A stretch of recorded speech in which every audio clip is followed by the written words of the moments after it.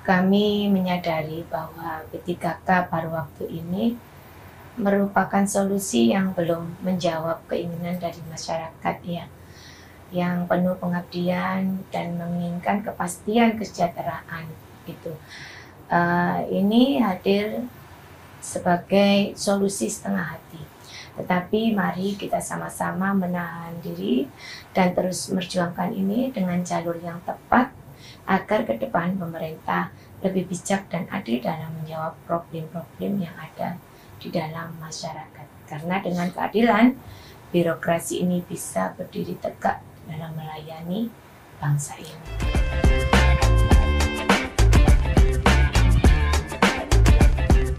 Halo Mawar, selamat datang di podcast Suara Rakyat sama Fanhar ya sekarang ya. Dan Fanhar pengen ngajakin kamu ngobrol tentang hal yang bikin aku bingung sebenarnya.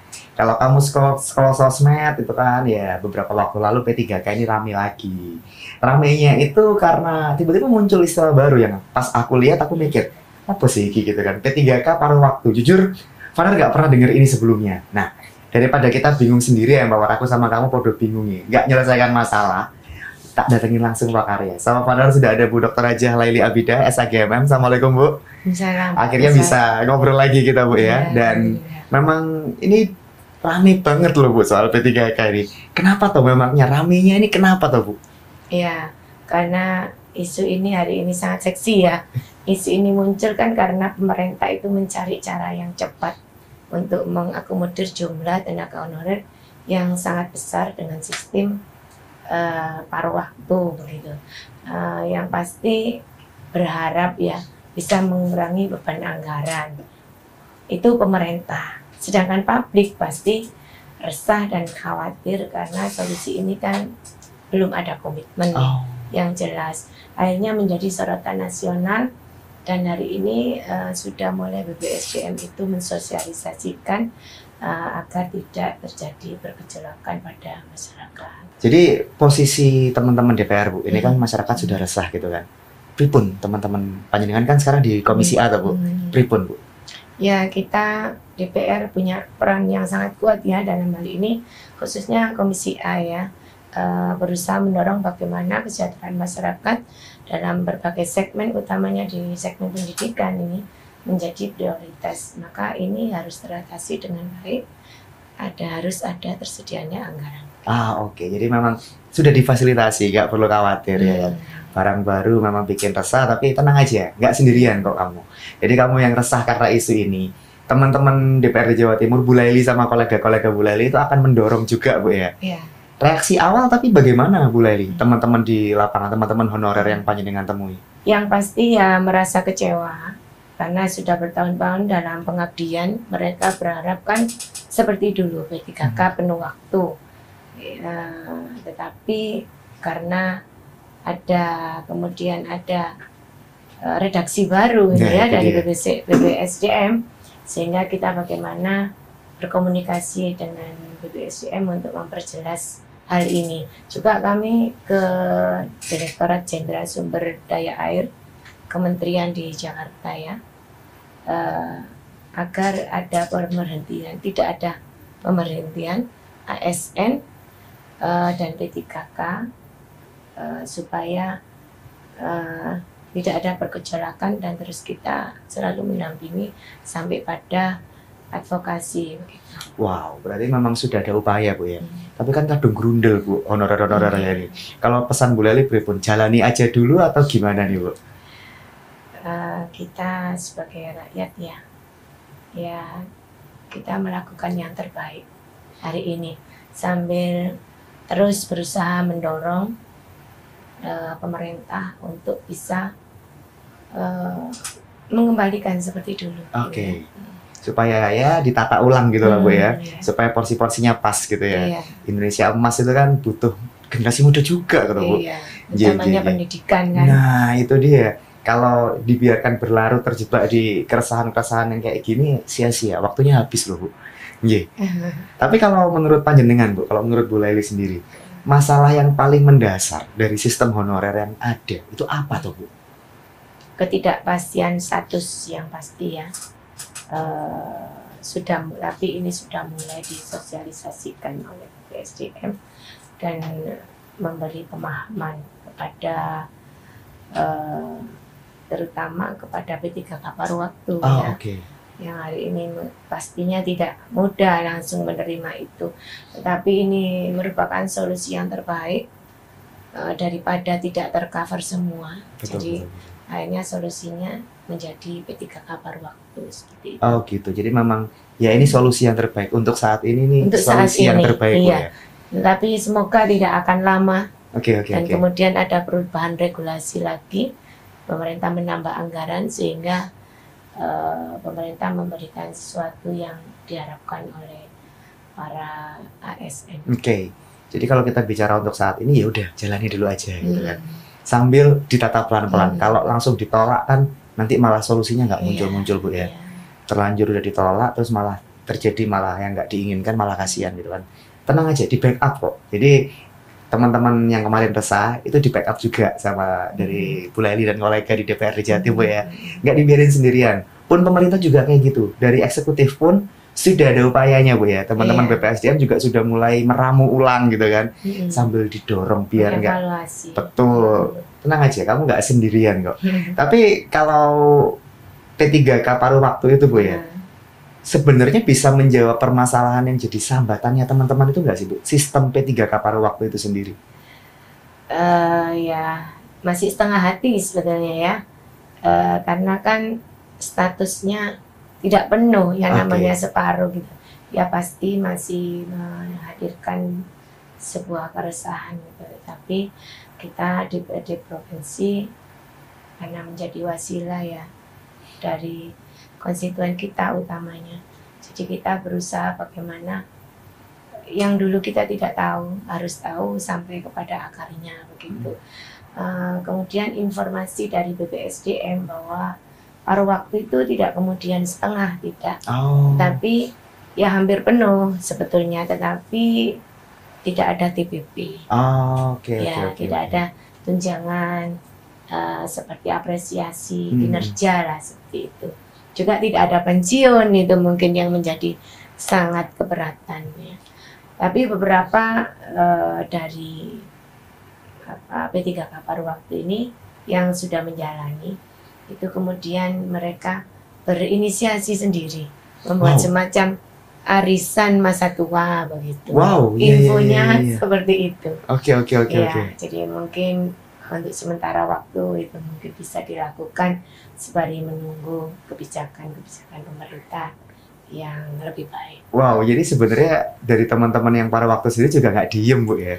Upayanya ini berarti sebenarnya keresahan yang ada ditangani bareng-bareng loh Bu. Ini kan bukti kalau kita selesaikan masalah itu bareng-bareng, selesai gitu ya Bu ya. Gen Z sendiri tapi Bu Lely, Gen Z sama millennials ini kan banyakannya kan kelompok itu tuh, kelompok Gen Z sama millennials yang terdampak dalam tanda petik ya Bu.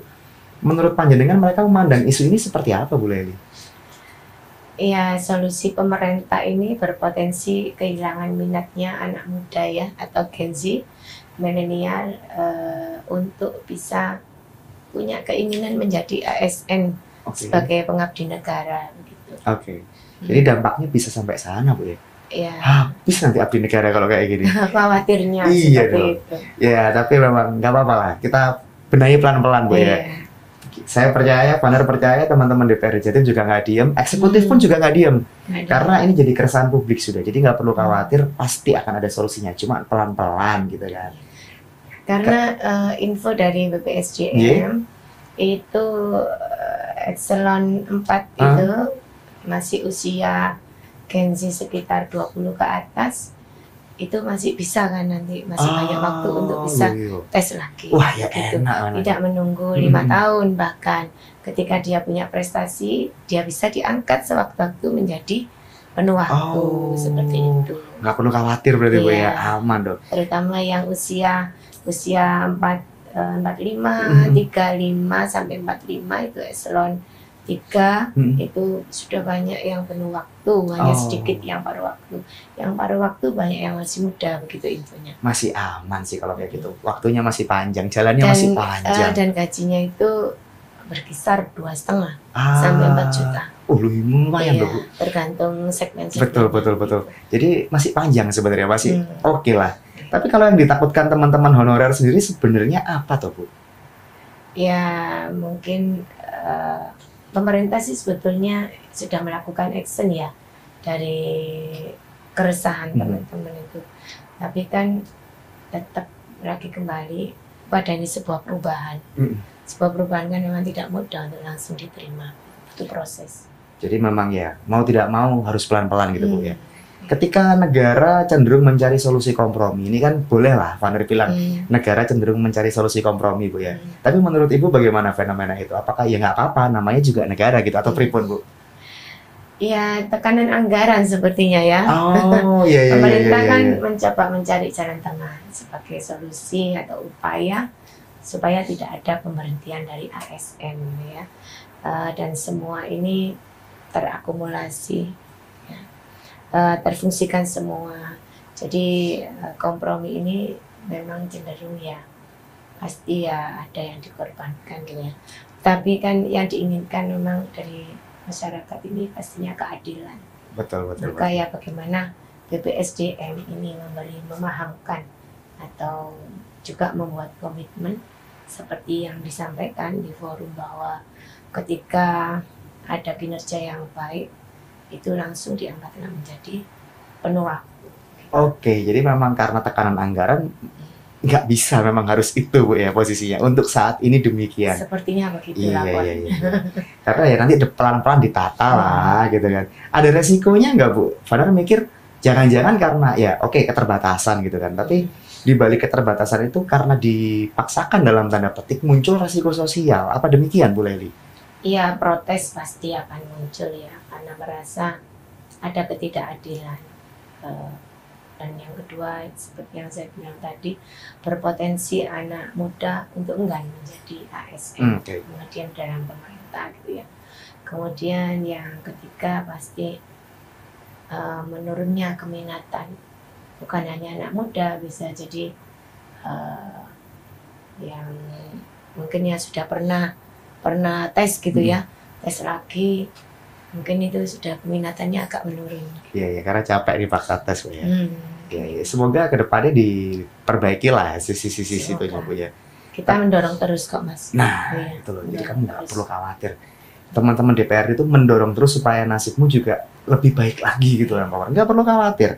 Untuk saat ini dulu Bu, pesan panjenengan untuk teman-teman honorer ini kan pasti banyak yang resah nih.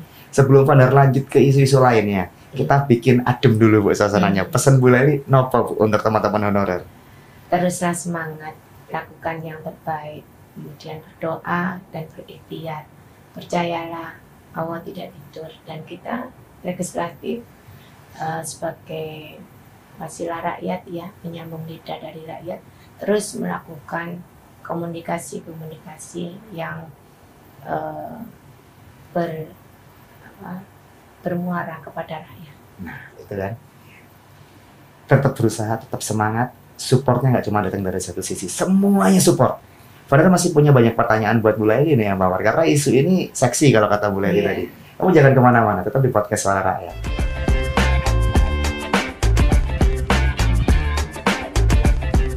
Kita lanjut lagi ya Mbak War, masih di podcast Suara Rakyat dan kita masih bahas P3K karena Vander tahu banyak yang resah soal isu ini.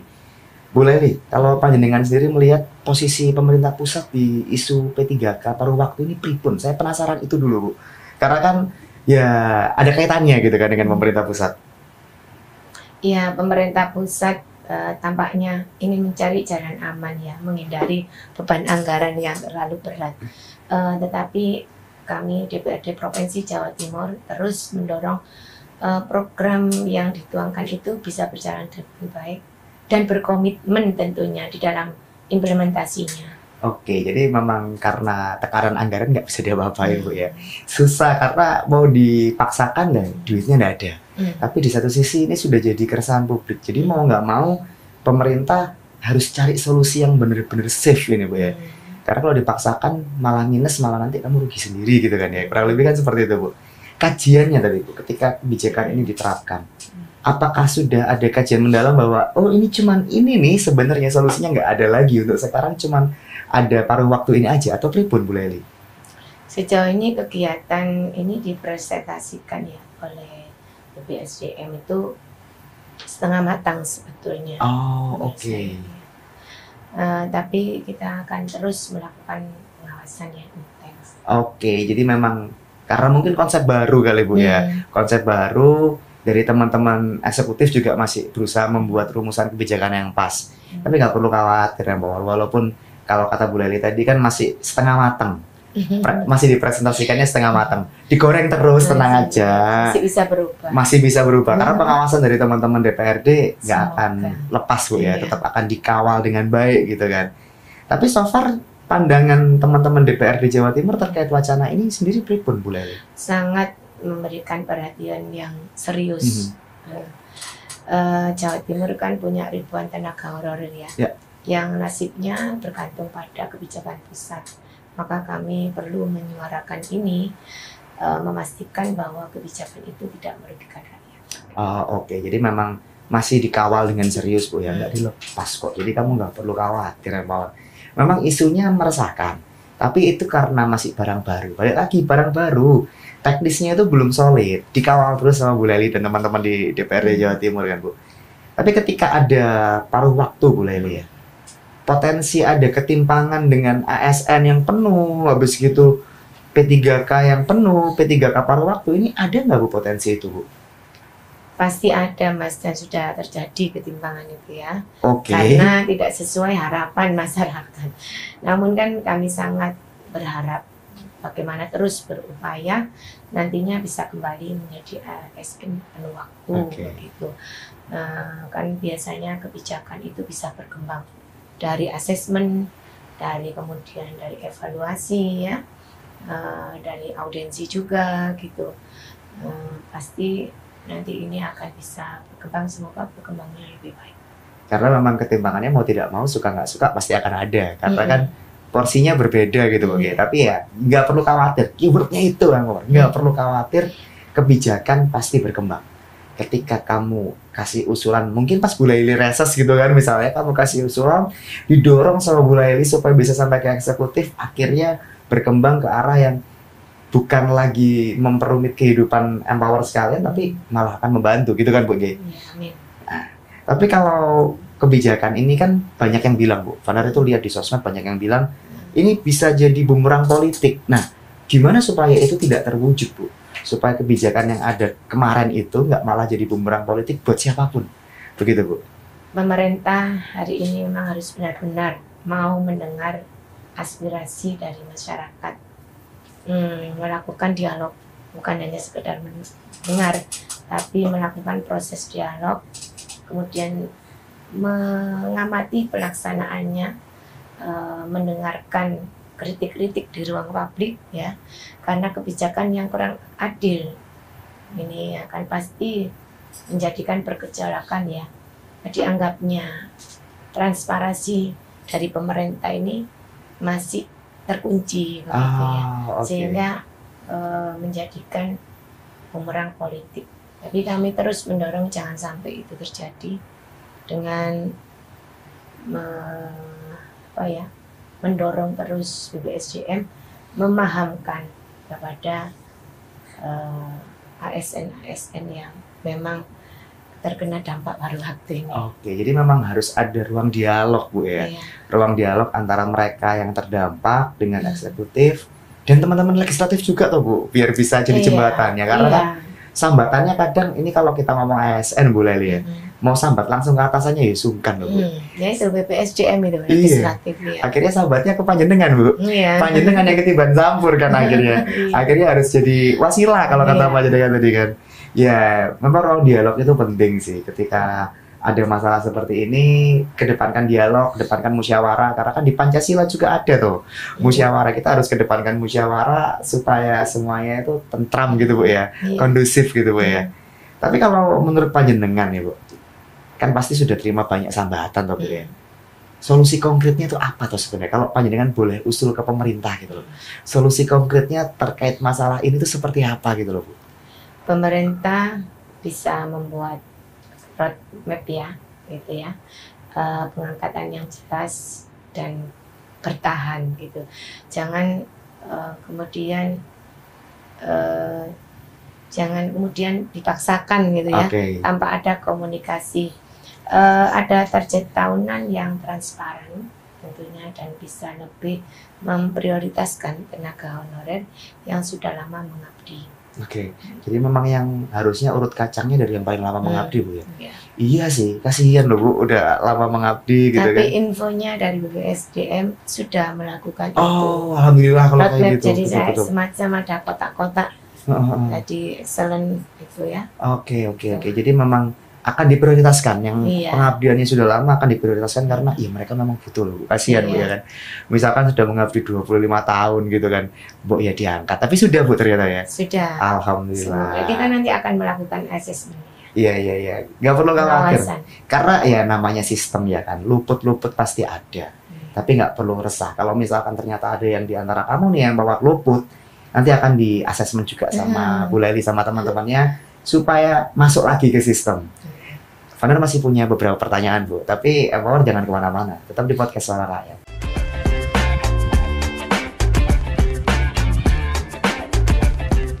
Kita lanjut lagi Empower. Kalau tadi kan kita bahas masalah yang sudah terjadi ya kan, dan ternyata sudah ada solusinya. Kamu nggak perlu khawatir. Solusinya sudah ada, teman-teman BPSDM sama teman-teman DPRD Jatim sudah mulai membahas lagi supaya kisruh rame yang kemarin tidak terus terulang ya Bu. Vaner sekarang pengen bahas ke depannya sih Bu. Karena kan kalau kita bahas yang kemarin terus kan kayak kurang gitu kan Bu. Kita harus fokus ke depan supaya masalah selalu solusinya ada gitu kan. Nah, generasi muda Bu, ngelihat isu P3K paruh waktu ini, tadi kan ada potensi mereka jadi nggak mau. Nah, sebenarnya idealnya mereka harus gimana Bu, generasi muda ini ngelihat isu P3K paruh waktu? Perlu ya generasi muda ini untuk kritis sebagai bentuk evaluasi pemerintah agar ada pembahasan yang lebih baik dari sistem pemerintahan.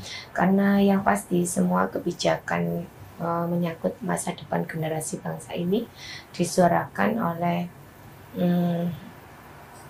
generasi muda, generasi Gen Z ini ya. Betul. Tetapi bagaimana cara menyuarakan itu dengan santun di ranah-ranah yang tepat ya. Misalnya kalau di medsos ya bagaimana narasinya itu tidak menyakitkan begitu.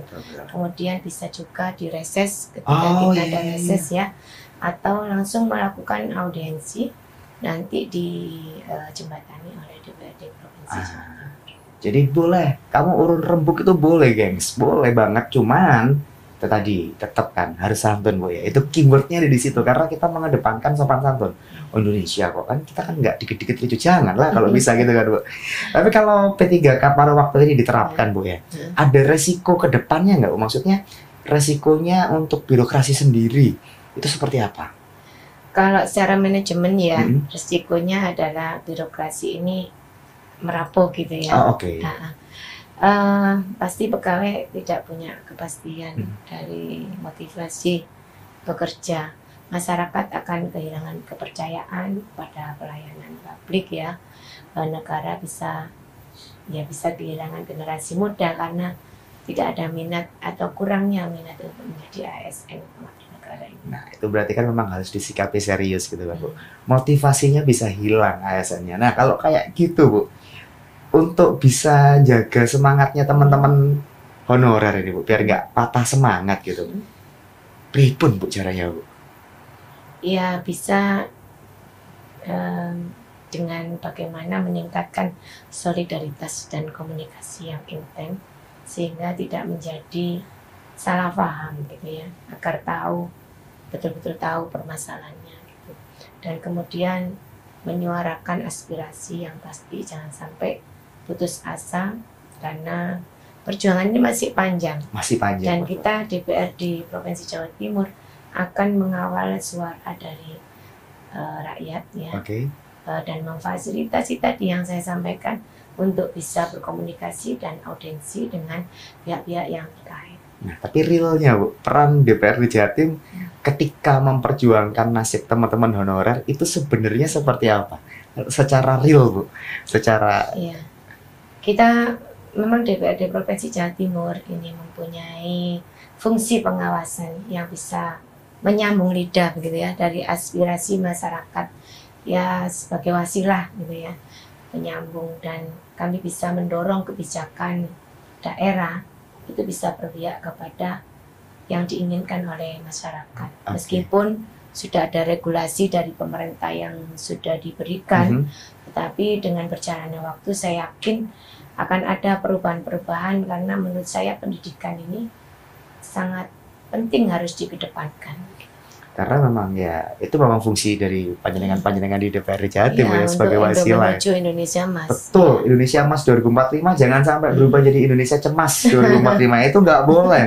Harus Indonesia Emas. Nah, poinnya dari situ, masuknya harus dari situ Bu ya, pendidikan dulu gitu kan. Ketika masyarakat luas, tapi Bu, di sisi lain saya, teman-teman saya gitu kan, empower lain yang mungkin bukan ASN, pingin ikut berjuang, pingin ikut bergabung ke perjuangan teman-teman honorer, caranya gimana Bu? Ya, itu sangat baik Mas ya. Itu kan kemandirian masyarakat. Okay. Masyarakat bisa ikut memberi dukungan moral dan politik, misalnya dengan tidak meremehkan profesi honorer atau ASN ini begitu, dan menghargai jasa mereka, pelayanan mereka, dan beri dukungan lewat media sosial. Bolehlah menyuarakan tentang keadilan. Itu loh keyword. Jangan meremehkan profesi honorer. Kadang kita itu lupa yang ada di garda terdepan pelayanan publiknya pemerintah itu ya teman-teman honorer Bu ya. Kita nggak boleh ngeremehkan siapapun. Oh coba bentak-bentak, itu salah satu support gitu kan Bu ya. Ketika datang mengurus KTP ternyata ada beberapa masalah, terus mau bentak ya Bu ya. Jangan. Kita harus menghargai setiap profesi itu, karena itu bagian dari mendukung perjuangan mereka gitu Bu ya. However mereka masih berjuang loh ya Bu. Kita harus support dengan cara yang kita bisa gitu kan. Masa depan sistem ASN sendiri Bu Lewi, kalau masalah honorer ini bisa diselesaikan dengan baik misalkan gitu kan, mikir positif banget gitu, kira-kira seperti apa Bu? Beberapa daerah itu sudah mempunyai sistem ya, dengan memberikan tambahan insentif ya pada ASN, tenaga honorer ini, yang sangat aspiratif sebetulnya. Ini kabupaten, beberapa kabupaten, semoga nanti bisa menurun semacam inspirasi turunan begitu ya, sehingga nanti pergejolakan itu agak berkurang. Tapi tetap kami di Provinsi Jawa Timur mendorong terus bagaimana tidak ada paruh waktu, nantinya semua seperti dulu jadi penuh waktu, dapat pensiun juga. Ya kita berharap kondisi anggaran bisa membaik Bu ya. Kan kuncinya di situ toh ya. Ketika anggaran daerah kita membaik, otomatis beres semua gitu kan. Ya kita berharap di situ lah. Dan ternyata beberapa daerah sudah punya sistem yang oke. Dan harapan Bu Lely ya, Fadar juga jadi berharap ini bisa ketok tularnya nyampe gitu kan. Supaya jadi inspirasi. Gimana caranya supaya motivasinya nggak mati, semangatnya nggak padam gitu Bu ya. Tapi kalau masalah yang ada terselesaikan dengan baik Bu Lely, ketika semua masalah ini terselesaikan dengan baik, kira-kira manajemen birokrasi kita, ASN kita seperti apa Bu? Sejauh ini saya melihat sehat ya. Masih sehat gitu. Tenaga yang kerja itu masih dihargai dan termotivasi. Mungkin hanya ada beberapa mungkin yang patah semangat gitu, tetapi itu tadi kita bekerja itu kan harus melakukan yang terbaik, terus berusaha gitu ya. Generasi muda juga akan supaya mau jadi ASN gitu, sebagai pilihan karir yang bermakna buat mereka. Bukan jadi karena nggak keterima di mana-mana akhirnya ASN naik, supaya tidak begitu Bu ya, supaya pengabdian pada masyarakat ini jadi salah satu impian masyarakat juga. Gen Z ini mereka dengan sukarela, dengan senang hati, aku mau jadi ASN karena juga diapresiasi dengan baik secara gaji misalkan gitu ya Bu. Oke.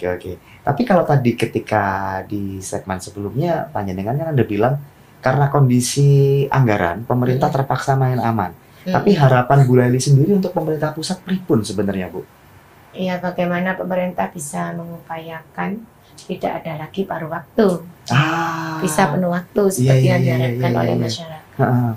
Jadi panjenengan sendiri, Bu Lely sendiri berharap ya ayo dibenahi gitu kan, dicarikan. Kita mendorong terus ya. Dicarikan selanya gitu Bu ya. Pasti ketemu lah, pasti ketemu. Kalau mau berupaya itu pasti akan ada jalan. Katanya sih demikian Bu, katanya.